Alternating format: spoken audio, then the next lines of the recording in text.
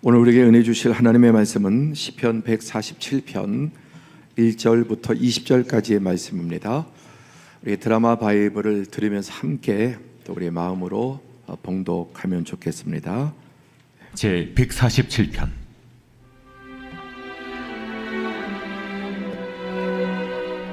할렐루야. 우리 하나님을 찬양하는 일이 선함이요 찬송하는 일이 아름답고 마땅하도다. 여호와께서 예루살렘을 세우시며 이스라엘의 흩어진 자들을 모으시며 상심한 자들을 고치시며 그들의 상처를 싸매시는도다. 그가 별들의 수요를 세시고 그것들을 다 이름대로 부르시는도다. 우리 주는 위대하시며 능력이 많으시며 그의 지혜가 무궁하시도다. 여호와께서 겸손한 자들은 붙드시고 악인들은 땅에 엎드려 들으시는도다. 감사함으로 여호와께 노래하며 수금으로 하나님께 찬양할지어다. 그가 구름으로 하늘을 덮으시며 땅을 위하여 비를 준비하시며 산에 풀이 자라게 하시며 들짐승과 우는 까마귀 새끼에게 먹을 것을 주시는도다. 여호와는 말에 힘이 세다 하여 기뻐하지 아니하시며 사람의 다리가 억세다 하여 기뻐하지 아니하시고 여호와는 자기를 경외하는 자들과 그의 인자하심을 바라는 자들을 기뻐하시는도다. 예루살렘아, 여호와를 찬송할지어다. 시온아, 내 하나님을 찬양할지어다. 그가 내 문빗장을 견고히 하시고 내 가운데에 있는 너의 자녀들에게 복을 주셨으며 내 경내를 평안하게 하시고 아름다운 밀로 너를 배불리시며 그의 명령을 땅에 보내시니 그의 말씀이 속히 달리는도다. 눈을 양털같이 내리시며 서리를 재같이 흩으시며 우박을 떡 부스러기같이 뿌리시나니 누가 능히 그의 추위를 감당하리요. 그의 말씀을 보내사 그것들을 녹이시고 바람을 불게 하신즉 물이 흐르는도다. 그가 그의 말씀을 야곱에게 보이시며 그의 율례와 규례를 이스라엘에게 보이시는도다. 그는 어느 민족에게도 이와 같이 행하지 아니하셨나니 그들은 그의 법도를 알지 못하였도다. 할렐루야. 아멘. 오늘 이 귀한 말씀의 축복이 또 예배하는 우리 모든 사랑하는 성도들 한 분 한 분 여러분 자신과 가정과 또 모든 범사 위에 넘치시기를 축복합니다. 오늘 말씀의 제목은 예배는 인생을 바꿉니다 라는 제목인데, 이 말씀을 들으면서 나는 정말 예배를 통해서 내 인생이 바뀌었나 또 바뀌고 있는가를 한번 체크해 보시면 좋을 것 같습니다. 오늘자로 세계 인구가 얼마나 되는지 아십니까? 아마 거의 잘 모를 겁니다.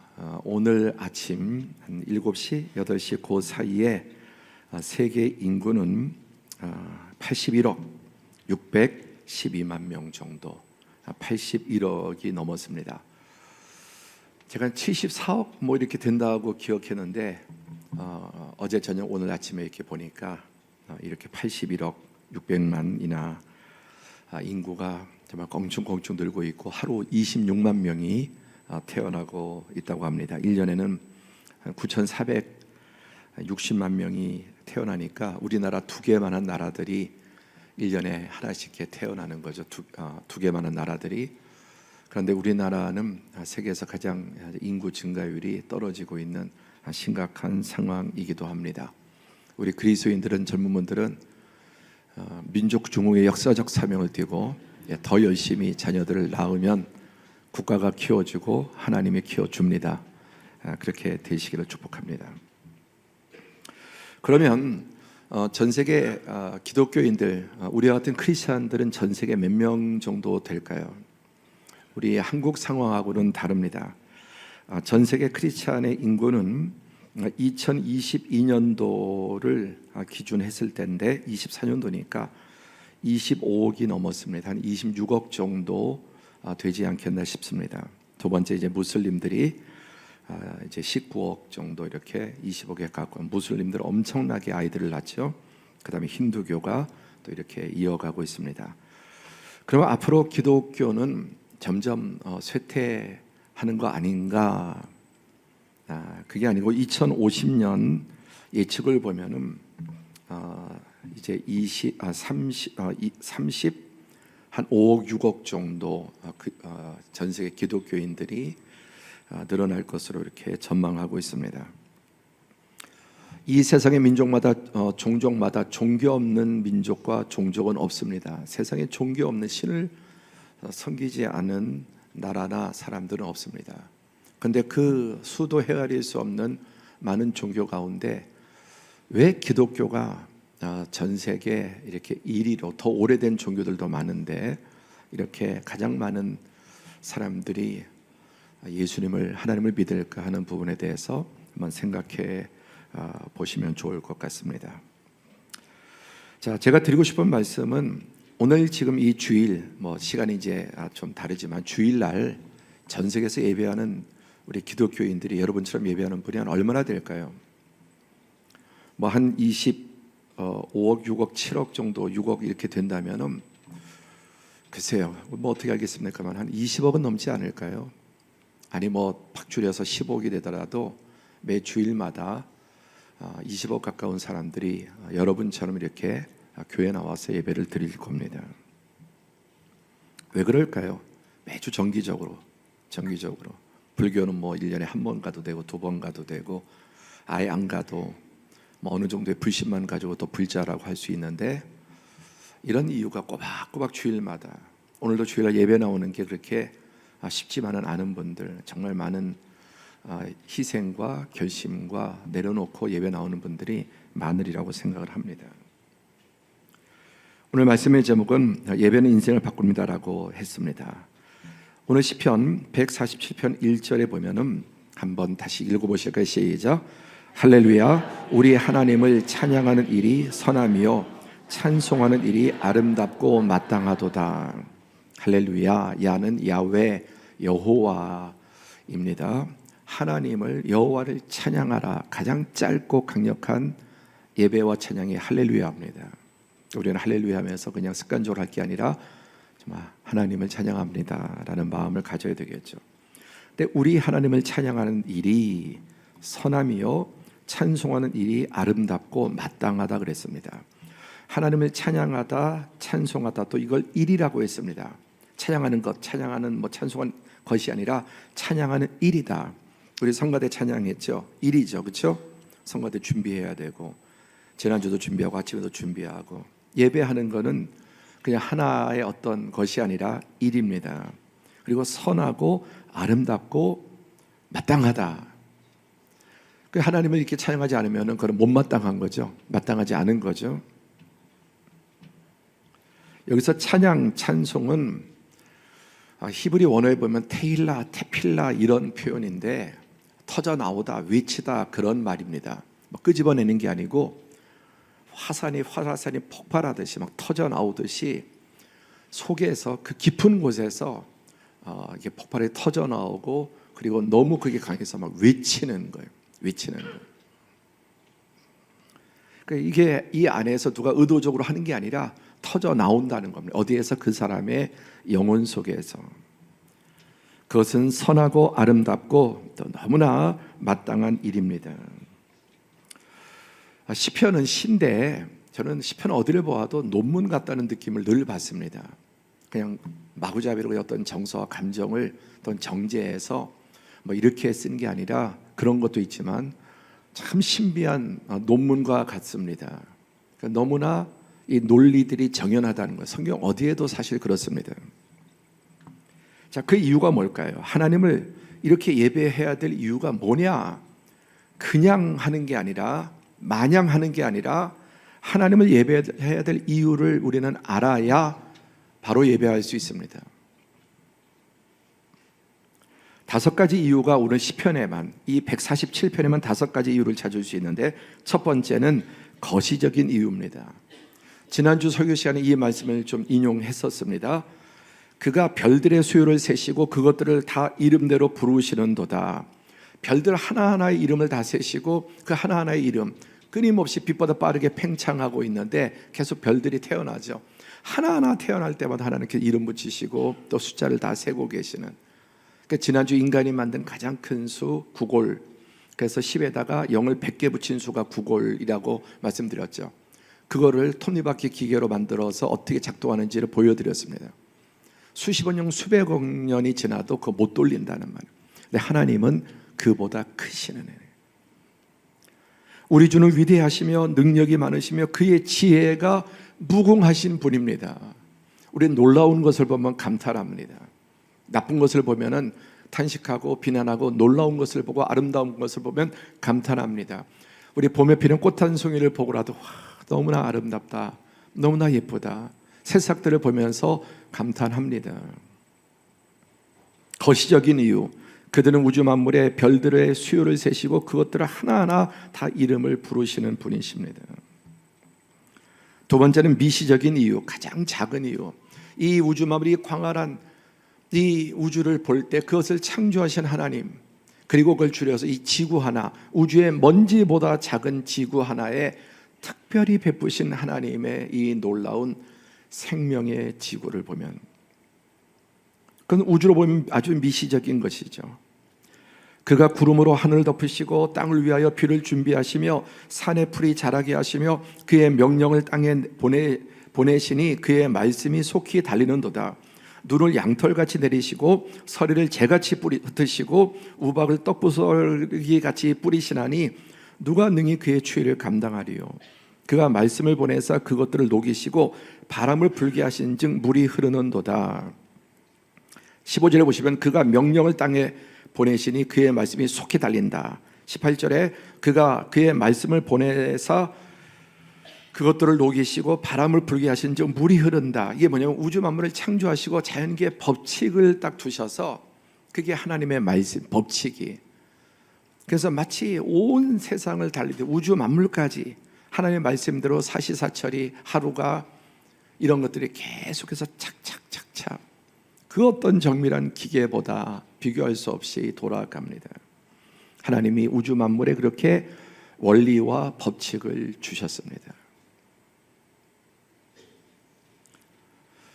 가끔 우리가 이제 우주에 대해서 이렇게 보면은 많은 과학자들이 지구 같은 생명체가 있는 그런 별들이 존재할 가능성이, 너무너무 별들이 많으니까 그런 것들이 확률적으로 있을 것이다. 저의 생각은 모르겠습니다. 하나님의 성경에 그런 부분을 기록하고 있지 않으니까. 근데 저는 아마도 없으리라고 생각합니다. 지구만 하나님께서, 오직 지구만. 여러분, 물 있나 없나 찾는데 물만 가지고 생명체가 존재합니까? 수백 수천 가지 온갖 종류의 법칙들이 얽히고 설켜서 세상이 돌아갑니다. 이 하나님께서 이 땅을 어떻게 창조하시고 지금 다스리시는지를 찬양합니다.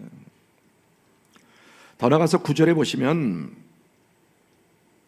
들짐승과 우는 까마귀 새끼에게 먹을 것을 주시는도다. 예수님은 들에 오늘 피었다지는 들풀도 하나님께서 먹이시고 입히시고, 세상의 그 어떤 황제 황후의 옷보다 꽃 한 송이의 그 아름다움을 여러분, 사람이 따라갈 수 없습니다. 그 하나님은 들짐승과 우는 까마귀 새끼에, 성경의 까마귀는 부정적인 짐승입니다.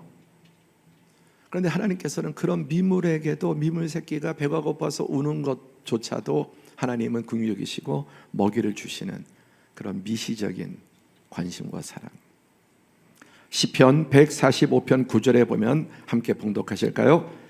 여호와께서는 모든 것을 선대하시며 그 지으신 모든 것에 긍휼을 베푸시는도다. 아멘. 여호와께서는 모든 것을 선대하시며 그 지으신 모든 것에 긍휼을 베푸시는 분이십니다. 세 번째는, 하나님을 찬양하고 예배해야 될 세 번째 이유는 도덕적인 이유입니다. 여러분, 자연 만물의 이 어마무시한 법칙들이 우연히 어쩌다가 생겼을까요? 그보다 더 놀라운 인간만 가지고 있는 도덕성이 문화의 산물일까요?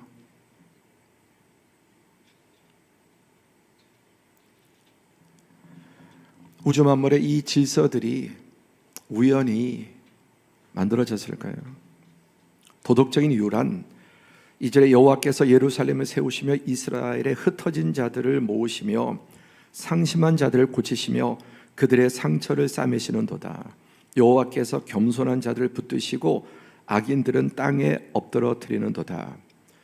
쫙 줄여서 말하면 권선징악이에요. 선은 권하고 가르치고 명령하고 보상하시고 악은 금하고 경고하고 심판하십니다. 이게 도덕이죠. 근데 점점 세상에 여러분 선과 악의 구분이 없어지고 뒤바뀌고 있습니다. 이게 말세 성경이 말한 악이 선이 되고 선이 악이 되는 이 혼돈 아노미가 세상의 이 도덕과 철학을 가치를 지배하고 있는 세상입니다. 그러나 인간의 내면 속에 하나님의 형상이기 때문에 부끄러운 짓을 하면 부끄러운 겁니다. 괴로운 겁니다. 그리고 악을 행하면 행할수록 그 내면은 파괴됩니다. 겉으로는 아무 일 없는 것처럼 당당하게 큰 소리 쳐도 하나님의 창조 원리와 인간 속에 심어놓은 도덕성이 양심의 화인을 막기는 하지만 누를 수 없습니다. 여기서 흩어진 자들이란 말은 갈기갈기 찢겨지고 쪼개지는, 그냥 몇 개 아니라 완전히 그냥 물을 쫙 뿌리면 흩어지듯이. 그 다음에 상실한 자들, 상심한 자들이란 말은 파괴되고 해체되고 깨지다, 산산이 부서져서 다시 재조립할 수 없는 상태. 여러분, 자동차는 어떻게 부서져도 재조립과 수리가 가능하죠. 그런데 벌레를 여러분 짓밟았다, 그 다시 여러분 살릴 수 있습니까? 다리 하나 부러진 게 아니라 벌레가 사람의 발에 짓밟혔습니다. 뭉개졌습니다. 다시 살릴 수 있을까요? 현대 과학이 못 살립니다. 여기서 상심하다가 하는 말은 완전히 그렇게 파괴된 사람, 내면이, 그의 삶이, 그의 육체가, 심지어 그가 썩어서 죽어도 하나님은 그 사람을 살릴 수 있고, 하나님은 어떤 사람이든지 다시 회복시킬 수 있습니다. 하나님이 고치지 못할 사람이 없고 하나님이 변화시키지 못할 사람이 없습니다.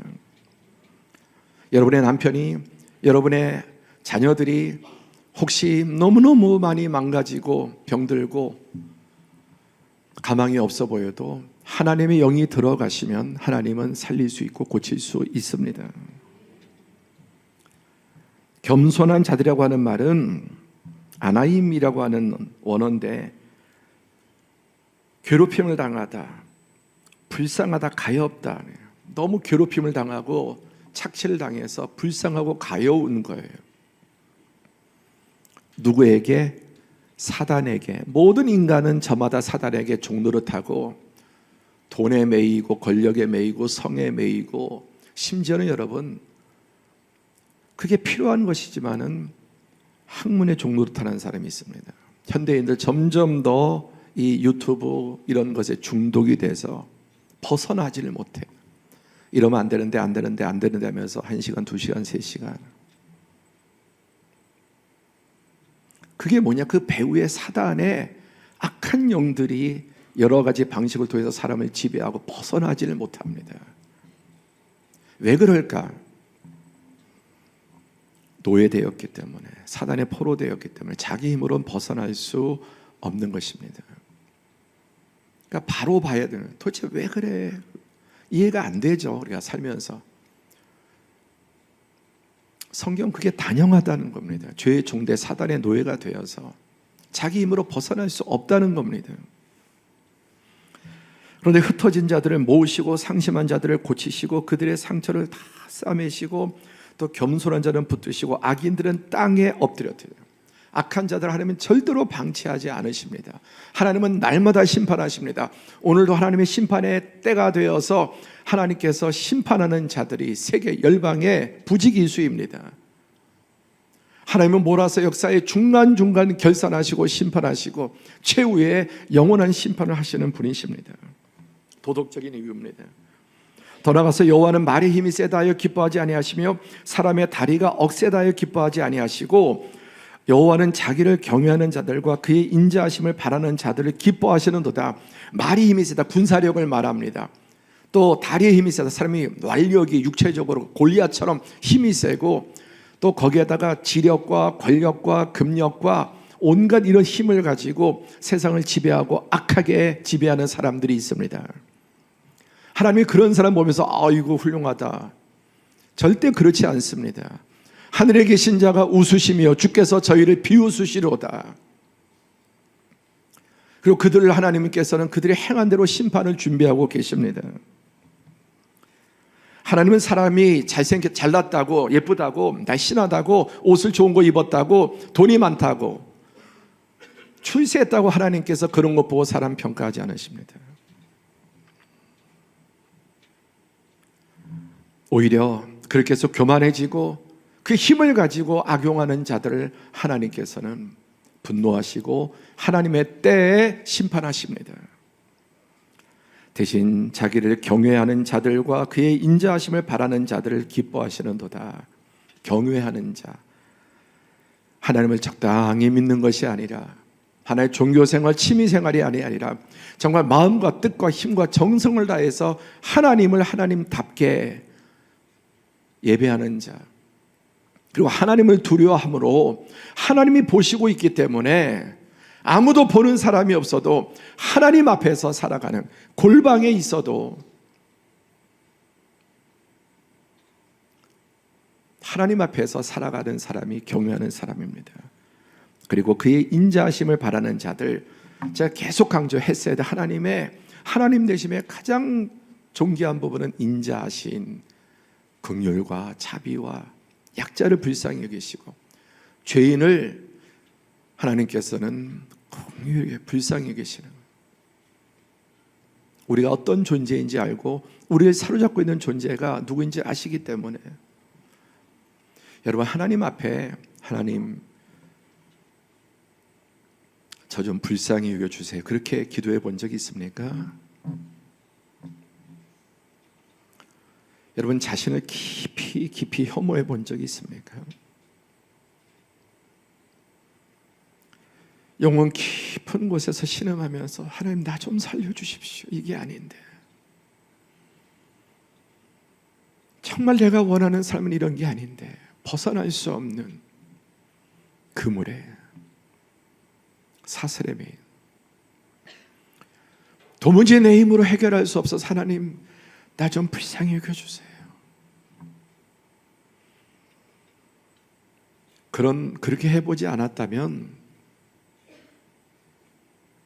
물론 그런 상황이 되길 원치 않지만 마음이 가난하지 않은 겁니다. 남들이 볼 땐 부러워하고 성공한 것 같고 이것저것 한 것 같은데 그 내면은 여러분 썩고 병들고 부패하고 음란하고 탐욕 속에, 그 사람은 절대로 자기 자신을 인정할 수 없습니다. 혐오합니다. 자기를 향해서 욕을 합니다.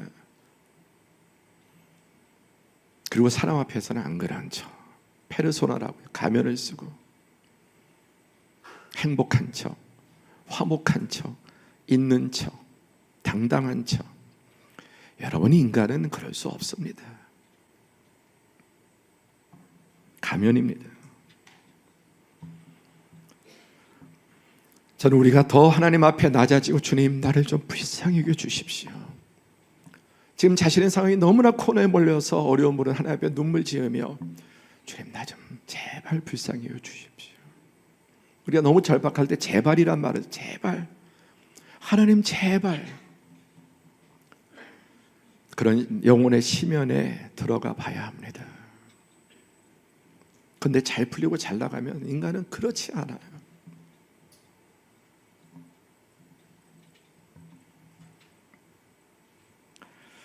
네 번째는 언약적인 이유입니다. 약속 때문에.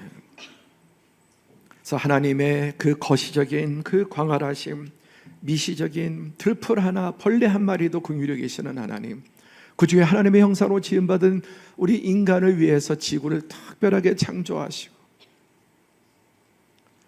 거기에서 하나님 안에 하나님을 경외하며 모든 복을 누리게 하신 그 하나님, 그리고 도덕적인 이유, 하나님의 형상 중의 핵심은 도덕성을 갖는 겁니다. 여러분, 깨어지면 여러분 도덕성이 깨어져서 화인 맞아서 죄를 자랑합니다. 악이 영웅이 되는 거예요. 악이 영웅이 되고 그런 사람을 추앙하고 따르고. 네 번째는 언약적인 이유, 여호와께서 예루살렘을 세우시며 이스라엘의 흩어진 자들을 모으시며 상심한 자들을 고치시며 그들의 상처를 싸매시는도다. 왜? 그분이 헤세드의 하나님이기 때문에.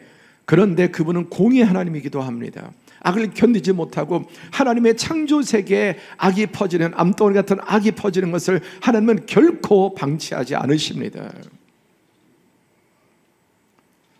그러나 동시에 하나님은 인자와 자비와 긍휼이 무한하신 하나님으로서 하나님은 자기 백성을 선택하셔서 예루살렘을 만드시고 또 이스라엘 흩어진 자들을 모으시고 상심한 자들을 고치시고 그들의 상처를 싸매시는 이유가 뭐냐면은 19절 다 함께 시작.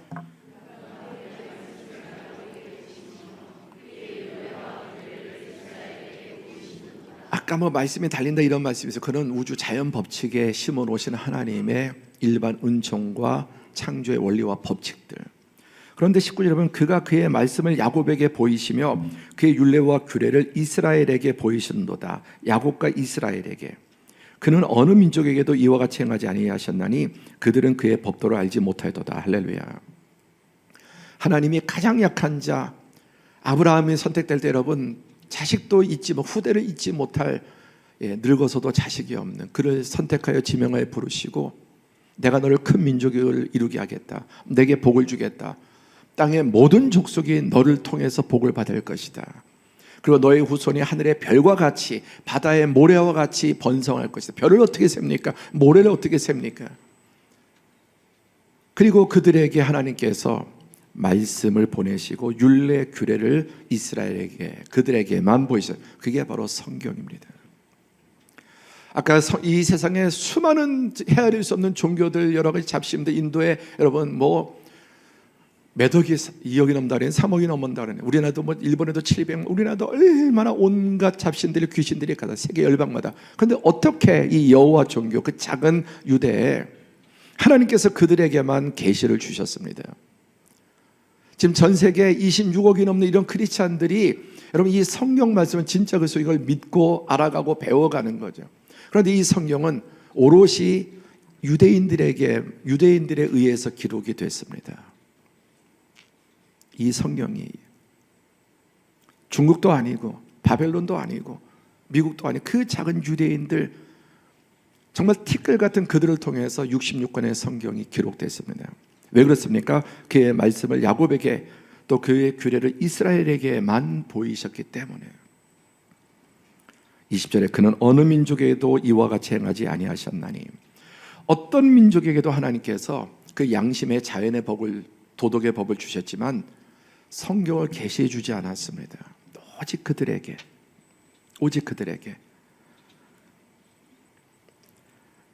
그 외의 민족들은 그들은 그의 법도를 알지 못하다. 계시가 주어지지 않았기 때문에. 어제 통계를 보니까 1년에 여러분 출판되는 책이 공식적으로 통계되는 게 60만 권 이상이 매년 나옵니다. 1년에. 이 세상에 존재하는 책이 도대체 역사상 쓰여진 책이 얼마나 될지 우리가 그거 어떻게 알겠습니까? 그러나 성경이 다른 것은 성경만이 하나님께서 성령으로 계시를 주신 말씀. 함께하죠. 성경은 하나님의 말씀이다. 이것을 믿는 게 기독교인입니다. 성경이 하나님의 말씀. 어떻게 가능합니까? 이성도 경험이 아닌 하나님의 계시로 그들에게만 언약을 맺으셨습니다. 시편 95편 1절부터 7절까지 한번 교독하시면 좋겠습니다. 오라 우리가 여호와께 노래하며 우리의 구원의 반석을 향하여 즐거이 외치자. 우리가 감사함으로 그 앞에 나아가며 시를 지어 즐거이 그를 노래하자. 여호와는 크신 하나님이시요 모든 신들보다 크신 왕이시기 때문이로다. 땅의 깊은 곳이 그의 손 안에 있으며 산들의 높은 곳도 그의 것이로다. 바다도 그의 것이라. 그가 만드셨고 육지도 그의 손으로 지으셨도다. 오라 우리가 굽혀 경배하며 우리를 지으신 여호와 앞에 무릎을 꿇자. 다 함께 그는 우리의 하나님이시요 우리는 그가 기르시는 백성이며 그의 손에 돌보시는 양이기 때문이라. 아까 이 하나님의 이 거시적인 하나님, 그리고 미시적인 그 지구에 그 중에서도 하나님께서 반역한 죄인들 긍휼히 여기셔서 구원의 대상으로 삼으시고 이스라엘 선택하셨습니다. 아브라함, 너의 후손이 천하 만민이 너 때문에 복을 받을 것이다. 유대민족 이스라엘은 오늘날 교회 그리스도인의 예표이고 상징입니다.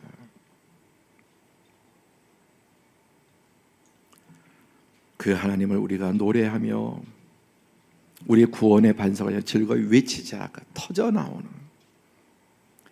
감사함으로 나아가고 시를 지어 즐거이 노래하자. 멀리 이렇게 분당에서 오시는 분도 성도님도 계세요.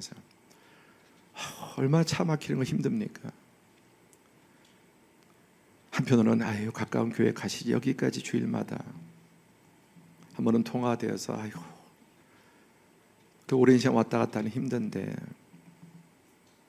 어떻게 나오세요? 그랬더니 너무 기쁘게 나온다는 거예요. 그래서 오면서 일부 예배 듣고 오면서 또 와서 예배 드리고, 기타 먼 곳에서도 뭐 가까운 교회, 우리나라 교회 없는 교회가 곳이 어디 있습니까?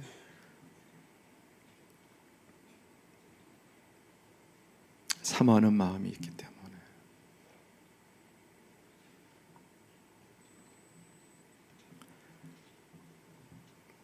형식적인 게 아니라 의무적인 게 아니라, 여러분 그거 억지로 하려면 얼마나 힘듭니까? 이 좋은 휴일에 그 많은 시간 내는 거 얼마나 힘든 일입니까? 저는 예배가 여러분 행복이 되기를 바랍니다. 골프 좋아하시면 골프보다 더 재밌고 당구보다 재밌고, 여러분이 좋아하는 어떤 운동보다, 운동 모임보다 여러분 하나님 앞에 나오는 게 즐겁게 되기를 축복합니다.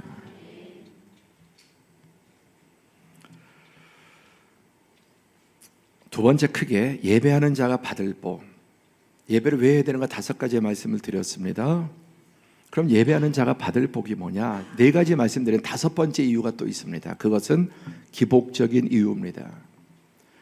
기복은 참 나쁘게 쓰이는데 사실은 여러분 좋은 말입니다. 필연적인 말입니다. 기복이라고 하는 말은 복을 구하다, 기도하다라는 말이죠. 인간은, 피조물은 끊임없이 공급돼야 돼요. 어릴 때든 젊을 때든 중년이든 늙을 때든 끊임없이 공급돼야 돼요. 외부에서 다 들어와야 돼요. 자생하지 못합니다.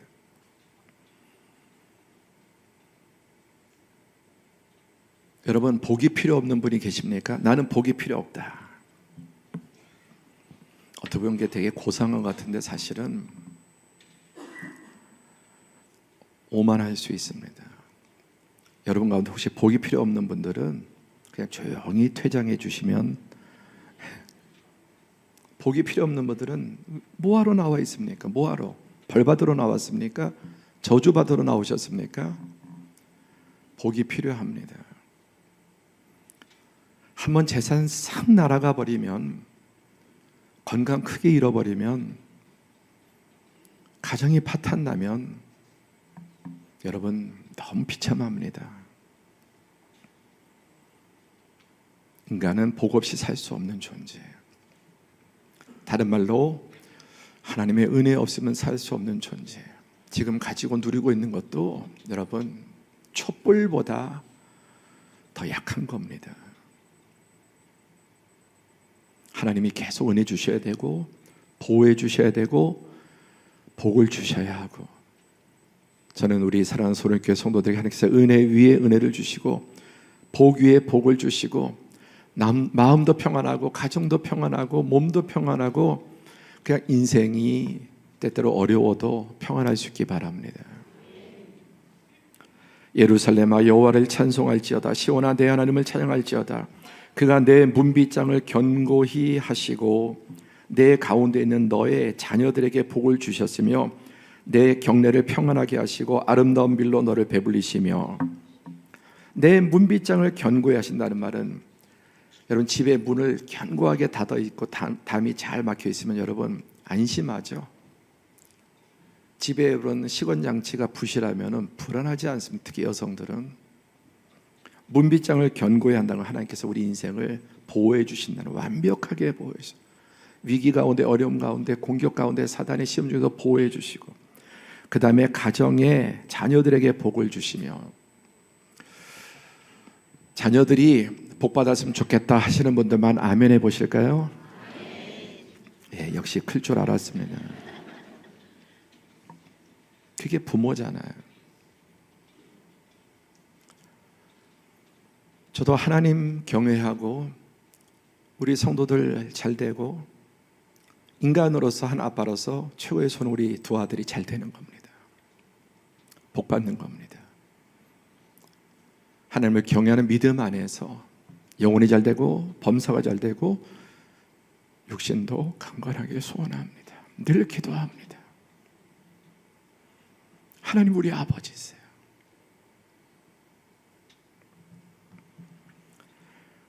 복 자체가 목적이고 하나님을 수단으로 삼는 것은 잘못된 것이지만은 우리는 복이 절박한 사람들입니다. 내 경내를 평안하게 하시고 아름다운 밀로 너를 배불리시며, 이것은 사업, 직장, 생업, 우리가 하는 이 사업이 잘 돼야 되잖아요. 직장에서도 여러분 계속 길이 열리고 진급도 하고 그래야 좋지 않습니까? 내가 장사하는 거, 내가 하고자 하는 목적이 잘 돼야 되잖아요. 누가 그렇게 하십니까? 하나님이. 하나님이 이걸 원하세요. 그러니까 우리가 하나님을 경외하고 예배하는 이유는 가장 하나님을 위하는 게 가장 나를 위하는 거예요. 가장 이타적인 게 가장 이기적인 겁니다. 가장 낮아지는 게 가장 높아지고 가장 죽는 사람이 가장 잘 사는 사람이 됩니다.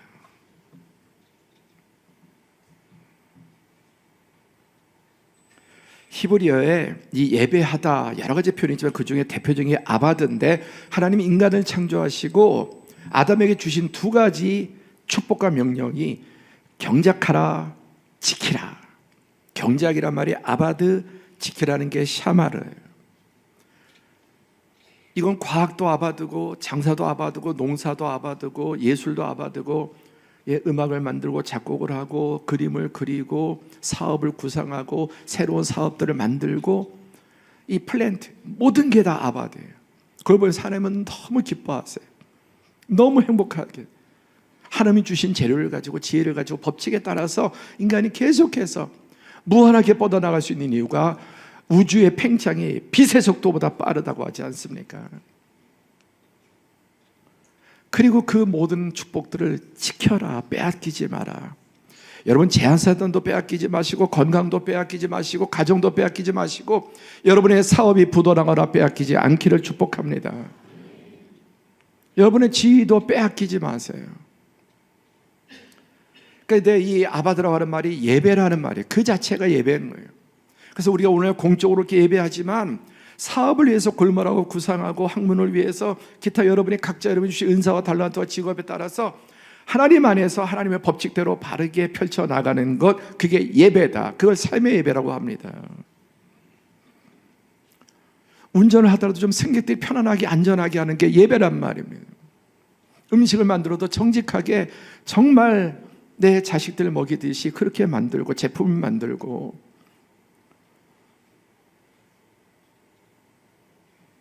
하나님 말씀대로 계속하면 하나님께서 은혜 주십니다. 하나님의 말씀대로 어려워도 정치하면 다니엘처럼 요셉처럼 하나님께서 높여주십니다. 뚫고 올라가는 사람이 아니라 끌어주시는 사람, 할렐루야. 끌어주시는 사람, 하나님께서 이끌어주셔야 되지 내가 돌파하고 내가 뚫고 나가는 인생이 아니에요. 하나님을 참으로 예배하는 자들에게 그 시종, 종, 심지어 노예가 주인에게 하는 것, 그걸 또 아바드라고 합니다. 예배는 창조의 목적입니다. 예배는 하나님의 지존하심, 지혜로우심, 권능과 위엄, 전능하심, 창조주, 통치자, 섭리자, 구원자, 심판자, 영원하신 만왕의 왕을 경배하고 감사 찬양드리는 것입니다.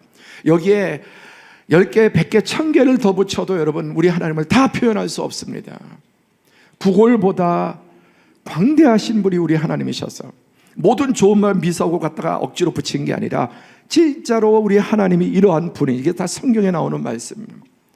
영원 무궁하신 분이십니다. 무한하신 분이십니다. 근데 그분이 지난주 누구의 하나님? 나의 하나님, 우리의 하나님이 되시고, 그분이 우리더러 아빠라고 불러라, 아버지라고 불러라. 그게 기독교입니다. 그게 성경입니다.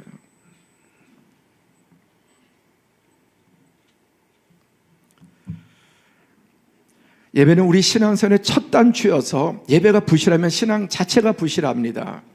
예배가 부실하면서 신앙이 절대로 건강할 수 없습니다. 예배를 부실하게 되면서 온갖 봉사활동하는 거 여러분 건강하지 못해요. 그래서 둘 중에 하나 한다면 봉사 그만두고 예배하십시오. 예배 먼저. 이것저것 많은 일들을 한다고 예수님 그러셨어요. 마리아에게 한 가지만 해도 되니까 더 중요한 걸 선택해라. 여러분이 어떤 이유로 교회에서 봉사한다 할지라도 예배가 무너지면 그 봉사가 나중엔 짐이 되고 고통이 됩니다. 불평과 원망이 나오게 됩니다.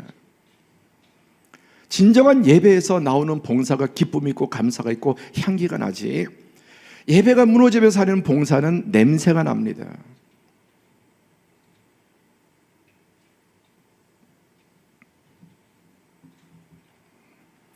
예배를 소홀히 하면서 자신의 일을 제 아무리 열심히 해도 밑빠진 독에 물 붓기고, 아니 그게 차곡차곡 쌓여도 하나님께서 그 독 한 번 깨트리시면 여러분 무용지물이 됩니다.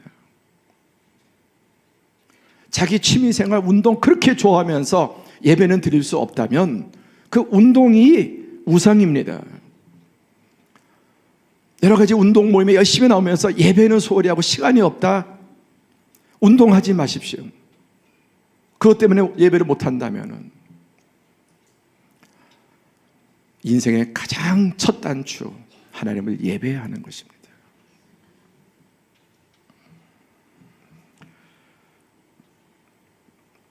우리 피조물은 하나님을 예배할 때 가장 참되고 선하고 아름답게 빛납니다. 지금 우리가 예배할 때 가장 때가 딱 끼고 세속의 때가 딱 끼고 주님의 보혈로 씻어주시고 말씀으로 다시 세워주시고, 인간은 예배할 때 가장 빛나고 아름다워요. 죄악 가운데 있을 때 가장 비참하고 가장 더럽고 추합니다. 쾌락 속에 여러분 종로를 탈 때 가장 인간은 추하고 어둡습니다.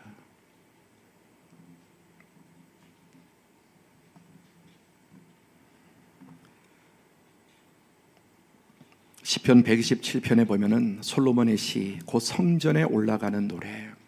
오늘말로 우리가 주일날 교회 나올 때, 예배 나올 때 어떻게 되는가? 우리 다 함께 시작. 여호와께서 집을 세우지 아니하시면 세우는 자의 수고가 헛되며, 여호와께서 성을 지키지 아니하시면 파수꾼에 깨어 있음이 헛되도다. 너희가 일찍이 일어나고 늦게 누우며 수고의 떡을 먹음이 헛되도다.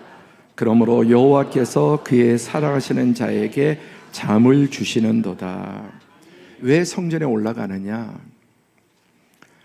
당신이 아무리 열심히 살고 몸부림치고 사업을 위해, 자녀를 위해, 여러분이 원하는 것들을 위해서 그렇게 몸부림치고 아둥바둥 살아도 하나님이 세우지 아니하시면 헛되고, 국가도 아무리 국방력을 무장해도 하나님 지키지 아니하시면 헛되고, 새벽에 일찍 일어나서 밤늦게까지 새벽별 보고 나가서 저녁별 보고 들어와도 하나님이 그 사람 축복해 주지 아니하시면 헛되다. 그러므로 여호와께서 그의 사랑하시는 자에게 무엇을 주신다? 샬롬. 이 샬롬은 완전한 평화와 은혜를 말합니다. 폭풍 속에서도, 감옥에 갇혀서도 코를 골며 잘 수 있는 샬롬.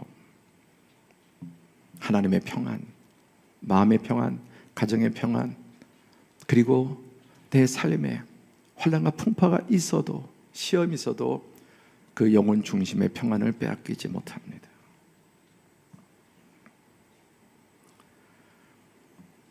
사무엘상 2장 3절, 하나님께서 엘리 제사장의 가문에 대해서 분노하시고 심판하십니다.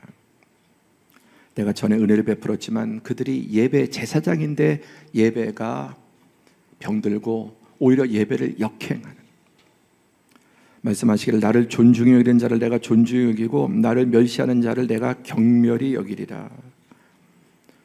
경멸이라고 표현했습니다. 나를 존중히 여기고 나를 귀하게 여기면 여길수록 하나님도 그 사람을 더 귀하게 여기시고, 하나님을 가볍게, 하나님을 우습게, 하나님을 멸시하는 자들 하나님께서 경멸히 계시다. 하나님을 대적하고 큰 소리 뻥뻥 치고 자신만만한 사람들 하늘에 계신 자가 웃으시며 주께서 저희를 비웃으신다고 말씀했습니다. 그리고 하나님의 때에 하나님께서 그들을 심판하십니다. 여러분, 믿음의 조상 아브라함이 무엇을 했을까요?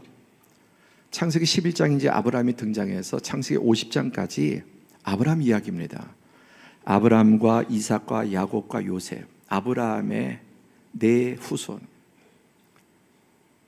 창조부터 노아의 홍수의 심판까지 그 광대한 이야기를 11장, 10장에 담고 있고 11장부터는 50장까지가 아브라함 이야기예요. 아브라함이 무엇을 했습니까? 성을 쌓았습니까? 아브라함이 무슨, 여러분, 국가를 만들었습니까? 아브라함이 무슨 영웅적인 일을 했나요?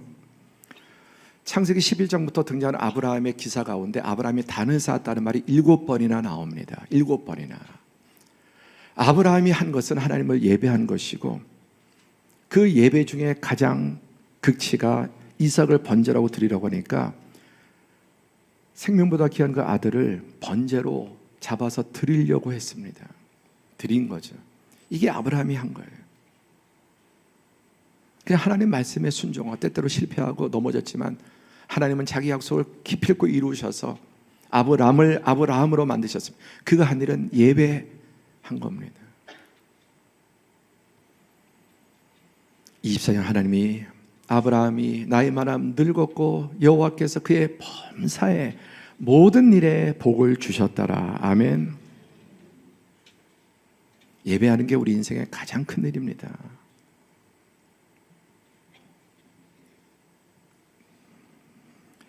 주일날 설교 들으러 오는 것이 아니라 하나의 종교 생활 취미 비슷하게 여러분 하시는 분들은 꼭 바뀌셔야 합니다. 혹시 예배를 때우는 분들이 있습니까?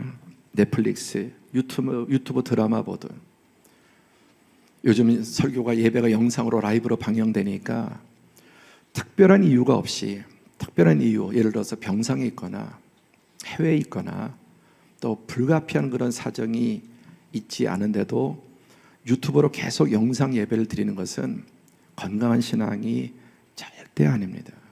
절대 아닙니다. 대부분 영상으로 예배 드리고 그냥 시간 날 때 또 시간 좀 되면 교회 한번 나오는 것은 여러분 건강한 신앙인이 아닙니다. 예배는 하나님과도 만나고 지금같이 공동체로 우리 믿음의 가족들이 함께 만나서 교제하는 것입니다. 그게 교회. 제가 셀 목장을 중요시 여기는 게 하나님과 나와의 관계뿐만 아니라 나와 이웃과의 관계, 먼저 믿음의 가족들과 교제하는 것입니다. 위를 바라봐야 되지만 좌우를 바라봐야 합니다. 그게 예배입니다. 근데 점점 모이기를 싫어하고 한번 영상으로 예배드리면 지금도 영상으로 불가피하게 예배드리는 분들은 축복합니다. 그러나 꼭 그러지 않아도 되는데 게을러서 이 시대를 보면 자기 기준으로 영상으로 예배한다면 여러분 바꾸셔야 합니다. 영상 예배는 보조수단이지 메인이 될 수 없습니다. 그리고 교회를 안 나오는 진정한 기독교인은 없습니다. 교회 나와서 성도들과 어울리는 것, 그게 건강하고 올바른 신앙생활입니다. 하나님께서 교회를 그렇게 만드셨고 모으셨고 명하셨습니다.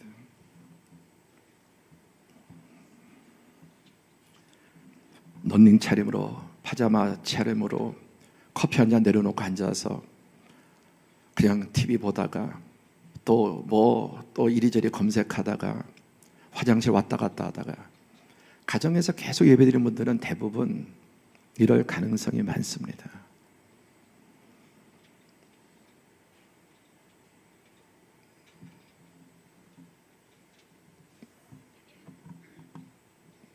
좋은 이야기는 설교 아니어도 유튜브에 세상에 쌓이고서 평생 죽을 만큼 들어도 못 들을 만큼 좋은 말들은, 교훈들은 많습니다. 우리는 하나님을 예배하는 것입니다. 성도들과 함께. 그리고 공동체 예배가 무너진 사람이 혼자서 자기 혼자 예배드리고 큐티하고 온갖 일을 해도 하나님의 방식이 아닙니다.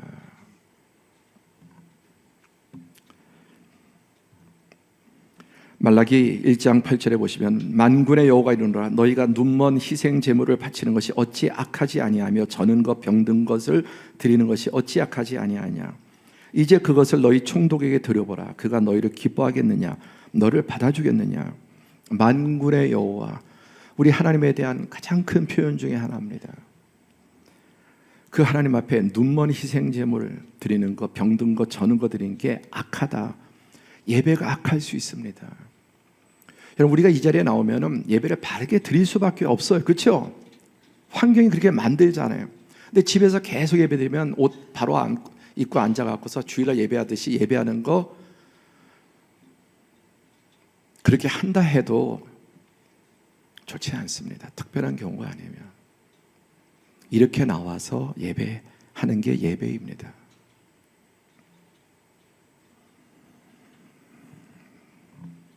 저는 거 병든 거 성가대 얼마나 준비합니까? 근데 성가대 찬양할 때는 최선을 다하는데 나머지 예배 시간엔 내리 매주마다 졸고 있다. 그 예배 방해합니다. 여러분 다 보이시잖아요. 그 노래하는 거지, 자기 좋아서 하는 거지. 하나님의 말씀에는 듣지 않고 그냥 자기 음악 좋고 노래하는 거 좋고 예배 시간 내리 내내 어제도 조시더니 오늘도 조시고 다음 주도 조실 것 같은, 그럼 예배에 방해가 됩니다. 성가될 때만 찬양하지 말고 우리 미리 찬양할 때도 다른 찬양할 때도 최선을 다해서 찬양하는 것처럼, 성가대 찬양할 때는 어린 참새 제비처럼 입을 짝짝 벌리면서 먹이를 바라는 건, 근데 성가대 딱 끝나고 나면은 예배팀 딱 끝나면 병든 닭처럼 그렇게 예배를 계속한다면 바뀌어야 되지 않습니까? 저는 것, 병든 것, 눈먼 것, 희생제물, 하나님 앞에 드리는 예배가 무성이야. 여름 다가오고 있는데 샌들 끌고 나오고, 여러분이 입을 수 있는 가장 성의 있는 옷을 입으십시오. 저 양복 정말 싫어합니다. 양복 입는 건 너무 힘들어요. 갑옷 입고 있는 것 같아요. 제 몸과 체질이 그렇습니다. 그러나 예배에 나올 때 편한 옷보다 가장 그래도 좋은 옷, 그게 성이잖아요. 마음가짐이잖아요. 면접 갈 때 어떻게 갑니까? 요즘 뭐 반바지 입고도 간다고 하더라고요. 면접은 그렇게 가도 되는데 예배는 그렇게 하지 마십시오. 면접 갈 때 요즘 자유스럽게 이렇게 회사에다 괜찮습니다. 그건 면접이잖아요. 우리나라 지금 하나님을 예배하는 겁니다. 물론 하나님 우리의 외모를 보시지 않지만 정말 마음이 그러하면 외모도, 제가 일주일 중에 언제 제일 단장하겠습니까? 당연히 주일이죠. 평상시 편하게 저도 삽니다.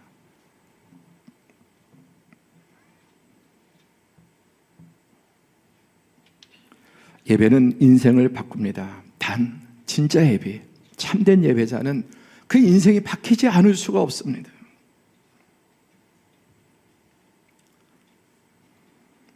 예배는 우리가 하나님을 섬기는 최고의 방법인데, 아바드 모든 것이 하나님 안에서 예배가 되지만 먼저 이 예배가 가장 중요해요. 공적인 예배. 여기서 말씀 듣고 은혜를 받고 하나님을 알아가기 시작하면서 삶의 예배로, 그러니까 이 공적인 예배가 무너지면서 개인적인 삶의 예배를 잘 드리는 것, 하나님 절대로 기뻐하지 않으세요.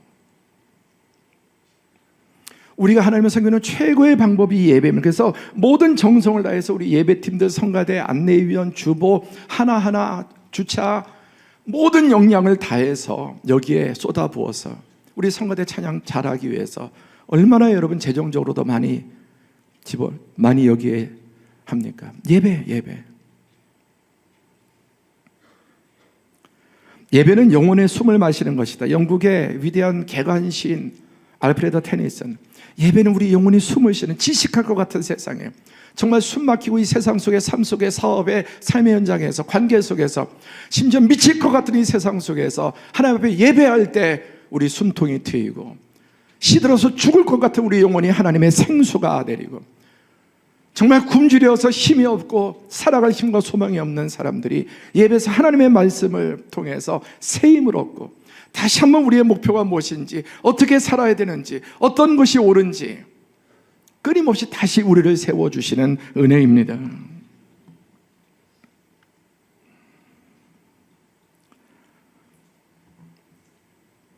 예배는 연약하고 유한한 우리가 전능하시고 무한하시고 영원하신 하나님 아버지께 잇대어 살아가는 것.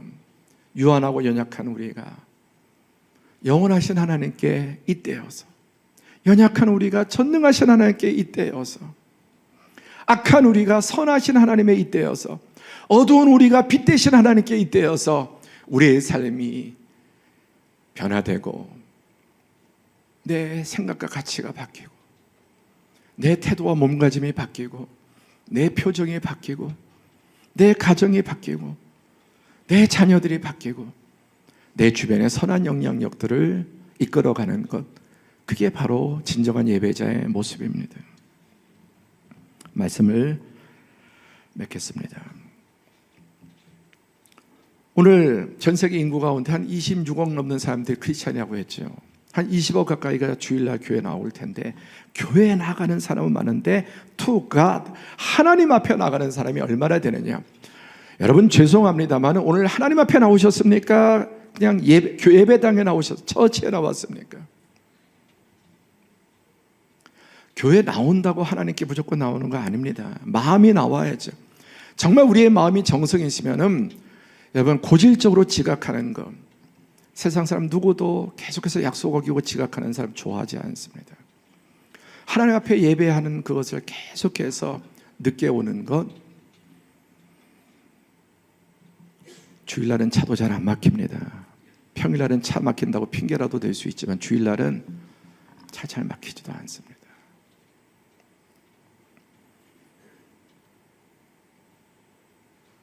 이 시대에 예배가 병들고 죽어가는 시대입니다.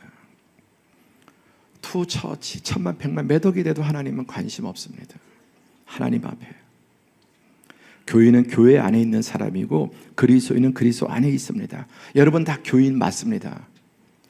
그러나 교인은 구원받지 못해요. 교회 안에 있다고 구원받는 게 아니에요. 교회 안에 예수 그리스도 안에 있어야 구원이 받고, 예수님이 여러분 안에 계시고 여러분이 예수님 안에 있어야 구원받는 거지, 교회 나온다고 구원받는 거예요. 예배 때마다 하나님 앞에 나아가는,